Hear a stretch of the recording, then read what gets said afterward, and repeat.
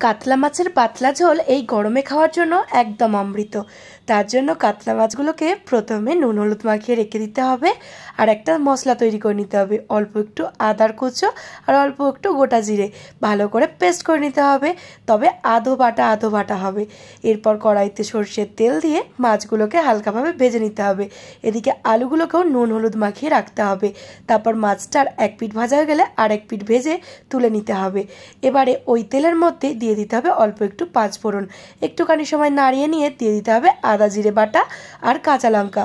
বেশ খানিকক্ষণ নাড়িয়ে নিয়ে অল্প একটু হলুদ গুঁড়ো অল্প একটু জিরে গুঁড়ো দিয়ে নাড়িয়ে নিয়ে মিক্সির বাটি ধোয়া জল দিয়ে দিতে হবে একটা ছোট সাইজের টমেটোগুলো তাড়াতাড়ি যাতে গলে যায় তার জন্য অল্প একটু নুন দিতে হবে।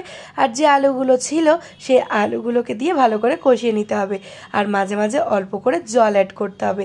আলুগুলো যখন 80% সিদ্ধ হয়ে যাবে তখন দিয়ে দিতে হবে মাছগুলোকে। এই পর্যায়ে চাইলে ঝোলটা নামিয়ে নেওয়া যেতেই পারে, তবে স্বাদ বৃদ্ধির জন্য অল্প একটু টক দইকে ফেটিয়ে নিয়ে মাছের উপর থেকে দিয়ে আরো বেশ কয়েক মিনিট ফুটিয়ে নিতে হবে।